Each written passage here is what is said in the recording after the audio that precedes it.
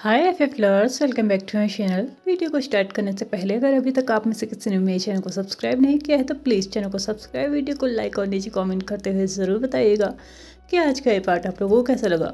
तो चलिए, all the troubles is only because of heart के नेक्स्ट पार्ट को स्टार्ट करते हैं। लास्ट पार्ट में हमने देखा था कि वांग जी ने जब विंग का सूप टेस्ट किया था तो उसको बिल्कुल भी मिर्ची नहीं लगी थी, जबकि विंग ने तो इतना बड़ा उसके सामने ड्रामा किया था कि उसको मिर्ची लग रही है। और अगर वांग जी को मिर्ची नहीं लग रही है तो विंग को मिर्ची कहाँ से लगी।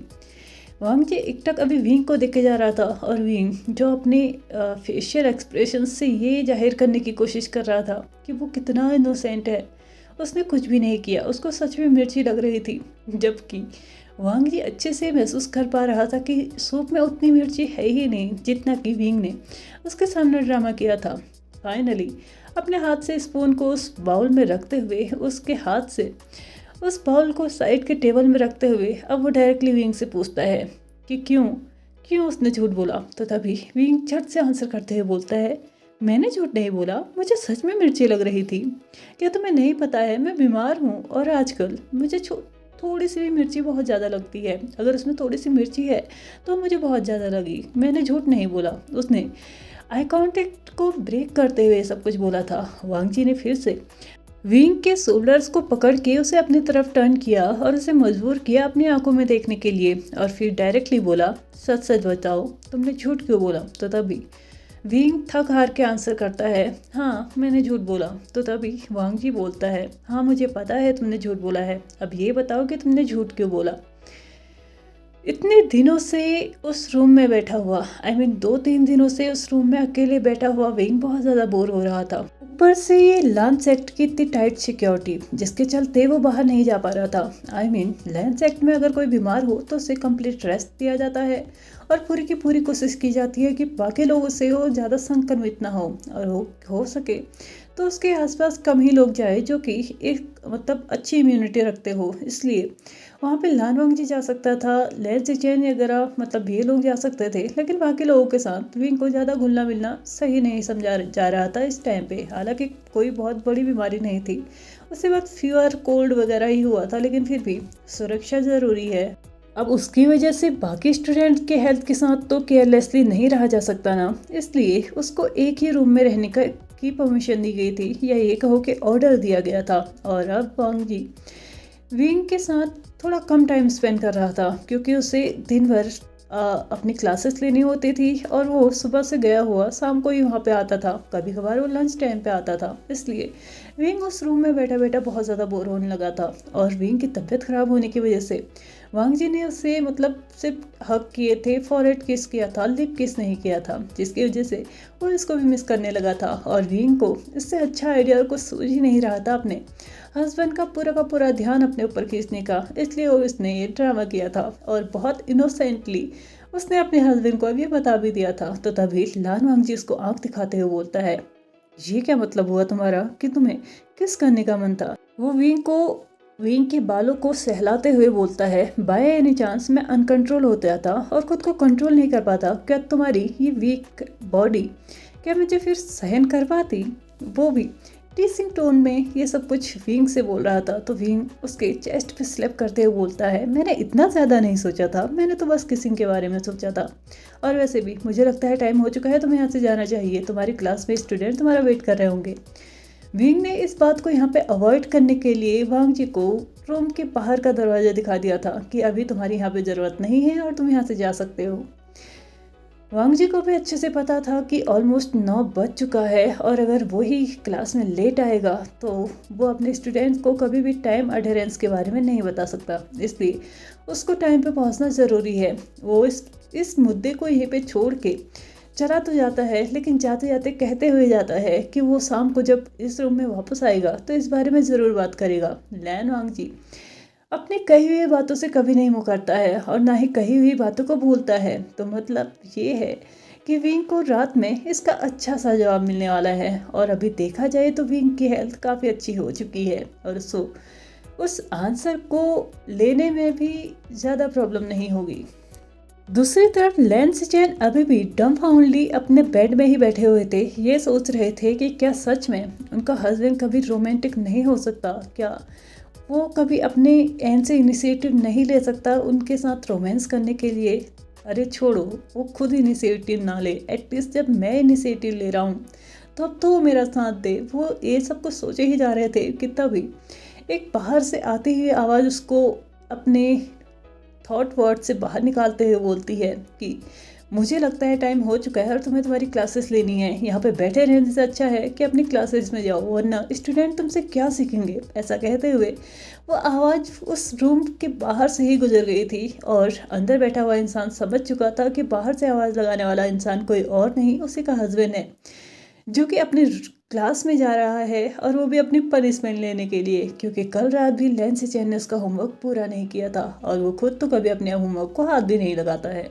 लैंसी चैन चाहते तो नहीं थे कि इस वक्त उनके जो थॉट वर्ड में वो थे ना वहाँ से वापस आए और वापस आके वो अपने बोरिंग से सेशंस क्लासेस में चले जाएं, लेकिन क्या कर सकते हैं।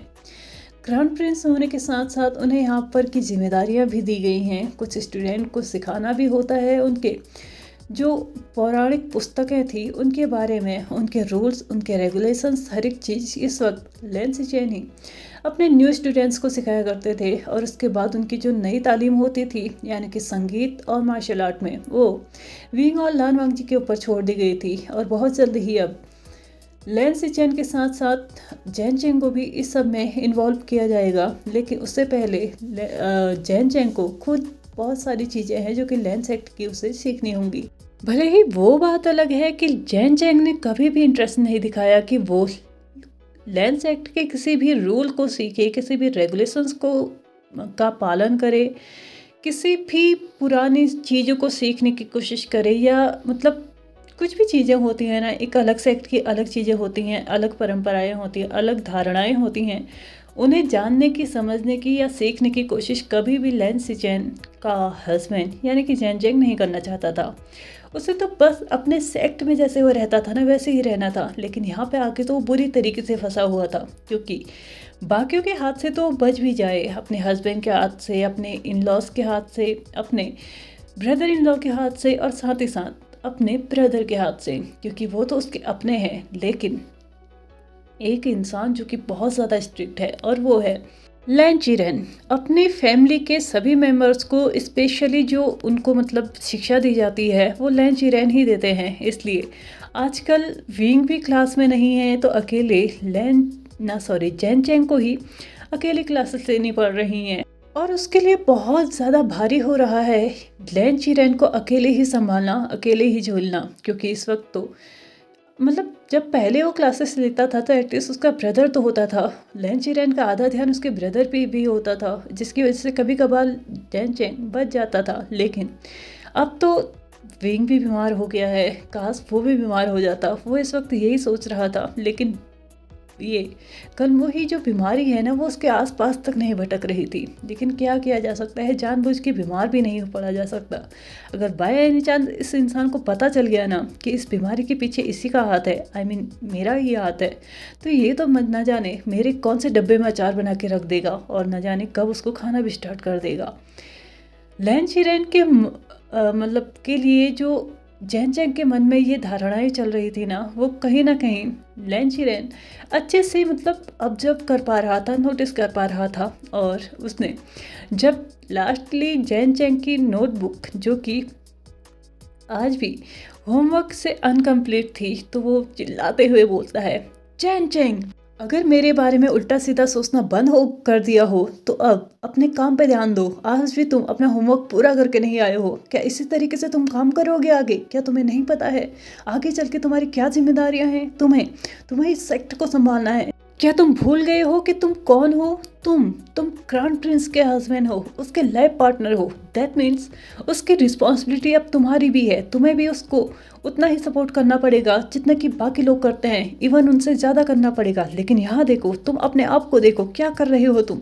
अभी तक की क्लासेस में तुमने कितना टाइम ले लिया है और तुमने आज तक एक दिन भी अपना पूरा काम करके मुझे दिखाया है? क्या तुमने कभी भी होमवर्क पूरा करके मुझे दिखाया है? लेकिन नहीं, तुम्हारा ध्यान तो बस मेरे बारे में उल्टी सीधी चीज़ें सोचने में लगा रहता है। एक तुम और एक तुम्हारा वो भाई। मुझे समझ में नहीं आता है कि मेरे नेफ्यूज तुम जैसे लोगों को कैसे चुन सकते हैं। उनका दिल, सच में ये सारी समस्याएं ना उनके दिल की वजह से ही हैं। ना ही उनके दिल में तुम लोग आते और ना ही तुम लोग फिर इस जगह पे आते, लेकिन हम कर भी क्या सकते हैं, आखिरकार उन दो बेवकूफ़ ने तुम लोगों को जो चुना है। लैन चिरेन चिल्लाते हुए इस वक्त जैन चैंग के ऊपर भड़क रहा था, लेकिन जैन चैंग बेचारा क्या कर सकता था, वो चुपचाप सब कुछ सुन रहा था। लेकिन जिसके ऊपर उसका ये फ्रस्ट्रेशन निकलने वाला था, वो बेचारा बाहर से हर एक चीज़ सुन रहा था और कर भी कह सकता था। वो अपने अंकल को भी कुछ नहीं कह सकता था और अपने हस्बैंड से भी वो जीत नहीं पा रहा था। और साथ ही साथ इस वक्त वो बाहर से बैठा हुआ प्रे कर रहा था कि प्लीज़ जैन चैंग का दिमाग आज की रात ना खराब हो और वो मुझे किसी और तरीके की सज़ा ना दे दे। और साथ ही साथ वो ये भी प्रे कर रहा था कि भगवान जी प्लीज़ 2-4 दिन के लिए अंकल को कहीं भेज दीजिए, ताकि उनका जो ये चीखना चिल्लाना मेरे जैन चैंग के ऊपर चलता है ना, वो ना हो और हम लोग 2-4 दिन के लिए ही सही अपनी लाइफ को इस पे अच्छे से इंजॉय तो कर सकें, अपने नाइट्स को अच्छे से स्पेंड कर सकें। लेकिन नहीं, शायद लैन सिचेन की ज़िंदगी में इतने खुशियों के पल इतने अच्छे से इतने आसानी से नहीं आने वाले, क्योंकि आखिरकार चुना तो उन्होंने सच में एक तूफान मेल को ही है ना। आखिरकार वो इंसान इतनी इजीली जैन चैंग के हाथ, लैन सिचेन के हाथ कैसे आ सकता है। दिन निकल रहे थे, जैन चैंग और लैन सिचेन के बीच में बिल्कुल भी चीज़ें नॉर्मल नहीं हो रही थी। वहाँ तो दिन प्रतिदिन एक से एक पटाखे फूटे जा रहे थे, एक से एक बम विस्फोट हो रहे थे और जिनका साउंड सिर्फ उन्हीं लोगों को सुनने को मिल रहा था, क्योंकि बाहर वालों ने तो सख्त उनको हिदायत दी हुई थी कि अगर एक और बार उनकी लड़ाई झगड़े की आवाज़ें बाहर आती हैं तो याद रखना उन्हें बहुत बुरी तरीके से सज़ा दे दी जाएगी। पहली बार जो सज़ा दी थी वो उनको अभी तक याद थी, इसलिए वो पूरा का पूरा ध्यान रखा करते थे कि वो जो एक दूसरे के साथ लड़ते हैं ना, वो इस तरीके से लड़े जिसकी वजह से ना ही उन्हें जख्म दिखाई दे और ना ही कोई आवाज़ हो। बस मेंटली ही एक दूसरे को वो स्ट्रेस दिए जा रहे थे। दूसरी तरफ वांगशन जो कपल था ना, वो आजकल बहुत ज़्यादा नॉटी होते जा रहा था।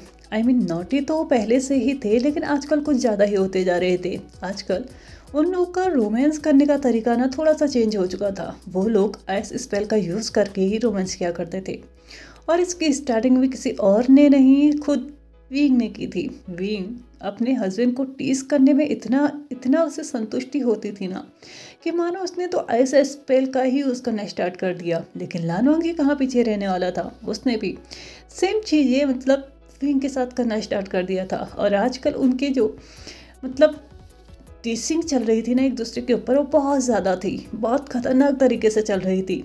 आज गुरुकुल में छुट्टी थी, यानी कि उनकी कोई क्लासेस नहीं थी और इसलिए आज का दिन वो दोनों ही एक साथ बिताने वाले थे, लेकिन अपने रूम में नहीं, पहाड़ियों के पीछे जाके उन बनीस के साथ, जो कि वो पहले यानी कि जब वो लोग छोटे स्टूडेंट थे और भी वहाँ पे स्टार्टिंग में आया था, तब उन्होंने वहाँ पे रखे हुए थे। तब से लेके अभी तक वो उनको बहुत प्यार से बहुत अच्छे से खाना खिलाना, उनकी केयर करना, उनके साथ टाइम स्पेंड किया करते थे। इसलिए आज का दिन भी उन्होंने सोचा था कि वो वहाँ पे जाके ही वैसे ही अपने दिन को स्पेंड करेंगे और बहुत ज़्यादा एंजॉय करेंगे। एक ही साथ सारी चीज़ें एक बैग में भर लेने, बैग में नहीं, एक पोटली में भर लेने के बाद वो दोनों ही निकल पड़े उस माउंटेन की तरफ। लेकिन जाते जाते वो दोनों किसी को इनवाइट करके गए कि अगर वो उन्हें ज्वाइन करना चाहे तो वो लोग भी वहाँ पे आ सकते हैं। और वो कोई और नहीं, सी चैंग थे। सी चैंग वैसे तो जाना चाहते थे, लेकिन उन्हें कुछ काम था।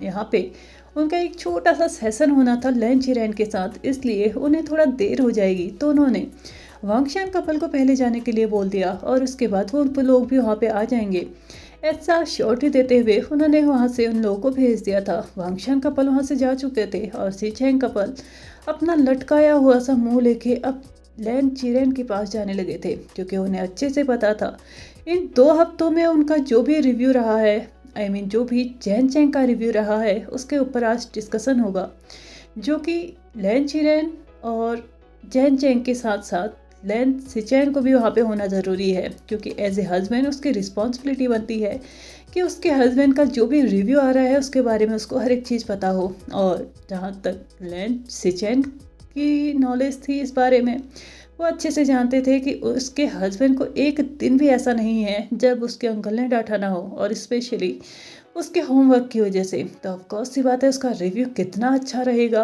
वो अच्छे से जानते थे, पहले से हर एक चीज़ जानते थे, इसलिए उनका भी मुंह लटका हुआ था, क्योंकि आज सिर्फ जैन चैंग को ही नहीं, उसको भी डांट पड़ने वाली थी। और ऊपर से नाइट वाली सज़ा तो उसके पास पहले से है ही, इसमें कोई शक है नहीं कि उसकी वो सज़ा कम कर दी जाएगी। लेकिन क्या कर सकता है बेचारा, एज ए हस्बैंड उसको रिस्पॉन्सिबिलिटीज निभानी होंगी। दोनों ही अपना लटका हुआ सा मुंह लेके इस वक्त लैन चिरेन के रूम में जा चुके थे। उसके उस कक्ष में जहाँ पे जैन चैंग और विंग को दोनों को ही स्पेशल लैन सेक्ट के रूल्स रेगुलेशन सिखाए जाते थे। वहाँ पे जाने के बाद दोनों ने ही अपनी अपनी जगह ले ली और साथ ही साथ लैन चिरेन भी वहाँ पे थे। उनको बो डाउन करने के बाद दोनों ही अपने सीट पे बैठ चुके थे और जैसे ही बैठे थे वैसे ही लैन चिरेन का प्रवचन शुरू हो चुका था, जो कि कुछ और नहीं वही था जो कि लैन सिचेन और जैन चैंग दोनों ने ही पहले से ही ऑब्जर्व किया था। क्योंकि हर कोई जानता है, वो दोनों ही पहले से ही जानते हैं कि जैन चैंग का क्या हाल रहा था और उसने कितना होमवर्क कंप्लीट किया था और कितना नहीं। और यहाँ तक कि ये सारे काम जो भी वो करके लेके आता था वो लैन सिचेन करता था। और ये बात लैन सिचेन के अंकल यानी कि लैन चिरेन से छुपी हुई नहीं थी, क्योंकि बचपन से ही उन्होंने अपने नेफ्यूज़ को पढ़ाया है, इतना बड़ा किया है। तो ऑफकोर्स सी बात है, वो अच्छे से जानते हैं कि कौन सी राइटिंग किसकी है। और वो बहुत अच्छे से जानते हैं कि उनके सन इन लॉ का ये जो काम हुआ है ना, होमवर्क हुआ है, वो किसने किया है। तो इस बात में भी लैन चिरेन को वहाँ पे वो चुप रहता और इस बात को सामने नहीं लेके आता है, ऐसा तो हो ही नहीं सकता था। इसकी वजह से जैन चैंग को आज डबल डांट पड़ी थी। अब कौन सी बात है, वो खुद का काम छोड़ के अपने हस्बैंड के सर पे उसको फेंक देता था और उसके ऊपर से उसको ही सजा भी देता था। तो ये बात तो अनफेयर थी ना कहीं से तो ये बाहर निकलनी ही थी। एटलीस्ट जेओजुन अपने मुंह से बाहर नहीं निकाल सकते थे कि वो उसके साथ अनफेयर कर रहा है। लेकिन एटलीस्ट इस वक्त वो थोड़ा सा खुश था कि आज के बाद उसका हस्बैंड खुद से ही काम करेगा। एटलीस्ट ना ही उसको काम करना पड़ेगा और ना ही ऊपर से उसको सज़ा मिलेगी। एक तो वो काम भी करता है, ऊपर से उसे सज़ा भी मिलती है। ये चीज़ें तो अनफेयर हैं। एटलीस्ट आज के बाद ये सारी चीज़ें बंद हो जाएंगी। दूसरी तरफ आप लोग सोच रहे होंगे कि लान वांगजी जब विंग का काम करता है तो वो क्यों नहीं पकड़ा जाता, क्योंकि लान वांगजी और विंग एक दूसरे को कॉपी करना बहुत अच्छे से जानते हैं। इसलिए लान वांगजी विंग का काम वैसे ही करता है जैसे कि विंग किया करता था। विंग को लगभग 3 दिन पहले ही इस पढ़ाई से छुट्टी मिल चुकी थी, यानी कि अब वो कम्प्लीटली लैन सेक्ट में एज ए टीचर अपॉइंटेड है। मतलब सन इन लॉ तो वहाँ का है ही, लेकिन इसके अलावा अगर वो वहाँ पे एज ए टीचर स्टूडेंट नहीं रह चुका है, अब वो परमानेंटली टीचर बन चुका है। लेकिन जैन चैंग को अभी कुछ टाइम और लगेगा, या ये कहो कि उसकी हरकतें देखते हुए अभी 1-2 साल और लगेंगे। लगभग 1 घंटे तक, पूरा 1 घंटे तक लैन चिरेन का प्रवचन सुनने के बाद फाइनली 2 थके हारे बंदे उस रूम से बाहर निकले थे। और वो कोई और नहीं, हमारे सीचेंग थे। अपने अंकल की इतनी ज़्यादा प्रवचन सुन लेने के बाद वो बहुत ज़्यादा थक चुके थे और अब उनमें हिम्मत ही नहीं थी कि वो उस जगह पे जा सके जहाँ पे वांगशान कपल ने उन्हें बुलाया है। इसलिए वो डिसाइड करते हैं कि एटलीस्ट वो थोड़ा देर अपने रूम में जाएंगे, आराम करेंगे और उसके बाद अगर उन्हें ताकत आएगी तो ही वो वहाँ पे जाएंगे, वरना वो नहीं जाएंगे। और अगर उन्हें जाने का मूड नहीं होगा तो वो लैन सिचेन लैन वांगजी को बटरफ्लाई मैसेज करके ये बता देंगे कि वो लोग नहीं आ रहे हैं। रूम में पहुंचने के बाद जब वो सोने के लिए तैयार थे, अपने बेड में जाके थोड़ा सा रेस्ट करने के लिए तैयार थे, तो लैन सिचेन को सच में लग रहा था कि अब वो वहाँ पे नहीं जा सकता। इसलिए उन्होंने अपने स्लीप से एक बटरफ्लाई मैसेज को फ्लाई किया और वो जाके डायरेक्टली वांगजी को मिल चुका था, जिसमें क्लियरली लिखा हुआ था कि वो लोग नहीं आ पाएंगे, इसलिए उनका इंतज़ार मत करना। दूसरी तरफ लान वांगजी था जो कि अपने मन में कुछ और ही प्लानिंग कर रहा था। लेकिन विंग ने भी जैसे ही ये मैसेज पढ़ा कि जेओजुन और उसका ब्रदर यहाँ पे नहीं आ रहा है, तो उसके दिमाग में भी खुजली शुरू हो चुकी थी। उन दोनों ने ही एक दूसरे को इविल स्माइल के साथ देखा और वो दोनों ही एक साथ एक दूसरे की आंखों में देख रहे थे। दूसरी तरफ सीचेंग जो कपल है ना, उनको ऐसा लग रहा था कि शायद वो लोग रेस्ट बाद में कर लेंगे तो कोई प्रॉब्लम नहीं होगा। इस वक्त उन्हें लग रहा था कि शायद उन्हें वहाँ पे जाना चाहिए जहाँ पे उनके ब्रदर मतलब लान वांगजी और विंग हैं। वहाँ पे जाने का मौका भी उनको रोज़ रोज़ नहीं मिलेगा। रेस्ट करने का मौका तो उन्हें नाइट में भी मिल सकता है, लेकिन वहाँ पे जाके एंजॉय करने का मौका उन्हें नहीं मिलेगा। लैन सिचेन ने फिर से बटरफ्लाई मैसेज का यूज़ करते हुए लान वांगजी को मैसेज दिया कि वो आ रहे हैं और वो लोग इसी के साथ अपने रूम से बाहर निकल भी चुके थे। लगभग 15 मिनट के बाद वो वहाँ पे पहुँच चुके थे। वहाँ पे पहुँचते ही उन्होंने देखा कि सी चेंग सॉरी वांग शान एकटक एक दूसरे के आंखों में देखे जा रहे थे। जैसे ही जैन चैंग की नज़र उनके ऊपर पड़ी तो डायरेक्टली वो उनके पास जाने को तैयार था, लेकिन लैन सी चैन ने उसे खींचते हुए अपनी तरफ किया और बोला, मुझे पता है तुम्हें रोमांटिक सीन्स बिल्कुल पसंद नहीं है, लेकिन एटलीस्ट उन्हें तो एंजॉय करने दो उनके टाइम को। वो लोग बड़े मुश्किल के बाद ये टाइम निकाल पाते हैं, तुम्हारी तरह नहीं है कि हर वक्त उन्हें लड़ना झगड़ना होता है। उन्हें जब भी टाइम मिलता है वो रोमांस कर लेते हैं और मुझे काफ़ी अच्छे लगते हैं ये दोनों ही। कितने क्यूट कपल है ना। लैन सी चैन ये बातें बोलते हुए एकदम उनकी तरफ देखे जा रहा था और साथ ही साथ जैन चैंग भी देख रहा था। जैन चैंग ने इस वक्त लैन सी चैन की बात मान ली थी, क्योंकि भले ही उसको खुद रोमांस करना इतना पसंद ना हो, लेकिन दूसरों के मोमेंट्स को बिगाड़ना भी इतना अच्छा नहीं लगता। उसने अपने आगे बढ़ते हुए कदमों को पीछे लिया और वो लैन सी चैन के पास जाके खड़ा हो गया। लैन सी चैन ने हल्के से अपने हाथ को उसके वेस्ट पे डाला। क्या पता उन दोनों को देखते हुए इसका मूड भी कुछ फ्रेशन अप हो जाए और ये भी कुछ अच्छा सा सोच ले, या फिर रोमांटिक सीन्स इसके दिमाग में भी चलने लगे। तो उसने लैन सी चैन ने अपने हाथ को जब जैन चैंग के वेस्ट पे डाल के उसको अपनी तरफ खींचा था ना, तो जैन चैंग ने भी उसको अपोज नहीं किया, या ये कहो कि रिफ्यूज़ नहीं किया। उसने भी अपने आप का पूरा भार इस वक्त लैन सी चैन की बॉडी के ऊपर डाल दिया था। उसके साथ उसका सहारा लेके वो वहाँ पे खड़ा हो चुका था। लैन सी चैन को ऐसा लग रहा था कि हाँ चलो ठीक है, कम से कम इन दोनों का असर तो इसके ऊपर हुआ। धीरे धीरे जैन चैंग के हाथ भी अब लैन सी चैन की बॉडी के अराउंड ट्रैप होने लगे थे। दूसरी तरफ जैन चैंग का ये बिहेवियर देख के लैन सी चैन कहाँ पीछे रहने वाले थे। उसने भी अपने हाथों को इस वक्त जैन चैंग के अराउंड टाइटली रैप कर लिया था। लगभग 5 मिनट तक वो लोग ऐसे ही रहे, अपने टाइम को एंजॉय करते हुए, और उनकी नज़रें भी इस वक्त सिर्फ और सिर्फ वांग शान के ऊपर थी। लेकिन गौर करने की बात ये थी कि वांग शान अभी तक एक बार भी हिले डुले नहीं थे। इवन उन्होंने तो अपनी पलकें तक नहीं झपकाई थी। हाँ मानते हैं वो लोग बहुत ज़्यादा लवी डवी कपल हैं, लेकिन फिर भी 5 से 10 मिनट हो चुके हैं, अभी तक उन लोगों ने ना अपनी फिंगर हिलाई है, ना कुछ हलचल की है, और साथ ही साथ ना ही अपने आई को ब्लिंक किया है। ऐसा कैसे हो सकता है? लैन सी चैन को अभी भी ये बहुत अच्छा लग रहा था, बहुत ज़्यादा लवी डवी कपल से वो लग रहे थे, लेकिन जैन चैंग को इसमें थोड़ा बहुत डाउट होने लगा था, या ये कहो कि रोमांटिक सीन्स देखने के बाद अब उसका दिमाग थोड़ा सा हिल चुका था।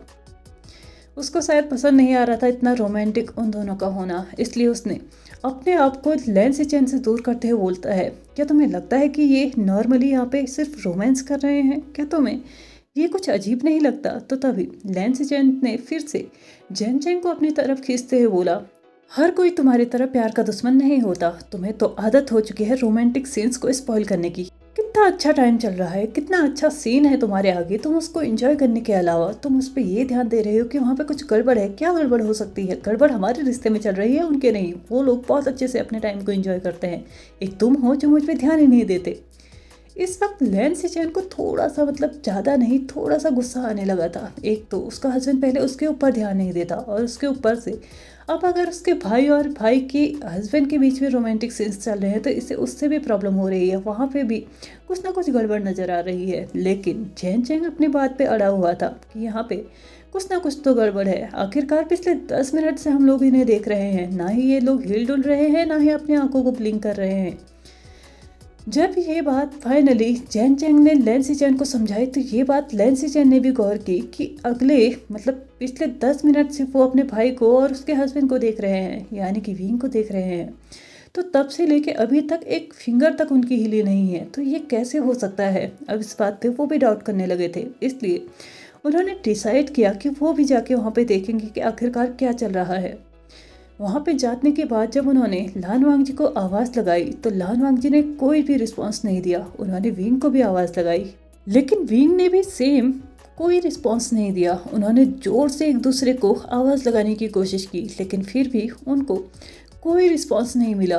तब जाके उन्हें समझ में आया कि ये कुछ गड़बड़ चल रही है। उन्होंने उन दोनों को ही टच किया तो तब जाके उन्हें पता चला कि इन दोनों के ऊपर आइस स्पेल का यूज़ किया गया है। तब जाके उन्होंने जैन जैंग को इशारा किया विंग को थोड़ा सा मूव करने के लिए, और उसके बाद वांग जी को उस स्पेल से रिलीज़ कराया और साथ ही साथ विंग को भी उस स्पेल से रिलीज़ कराया। और जैसे ही वो दोनों उस आइस स्पेल से रिलीज़ हो चुके थे ना, वो बेचारे इतने हैवी तरीके से सांस ले रहे थे ना कि मानो वो अपनी जितनी 10 मिनट तक उन्होंने सांस रोक के रखी थी ना, उसको एकदम एक सांस में ही लेना चाहते थे। वो बहुत बहुत ज़्यादा डीप और लॉन्ग सांस ले रहे थे, बहुत ज़्यादा लंबी और गहरी सांसें वो इस वक्त ले रहे थे, क्योंकि पिछले 10 मिनट से वो प्रॉपरली सांस तक नहीं ले पा रहे थे। और ऑफ कोर्स सी बात है, इस वक्त उनका बहुत हैवी ब्रीदिंग होना ये नॉर्मल सी बात है। तो उन दोनों को अच्छे से सांस लेने देते हैं, इनको इस लायक होने देते हैं कि हम इनको नेक्स्ट पार्ट में अच्छे से दिखा सकें। तो चलिए आज के इस पार्ट को हम यहीं पे ख़त्म करते हैं। वीडियो पसंद आया हो तो please like share subscribe and comment करते हुए जाएगा। Thank you so much for watching my video and bye bye.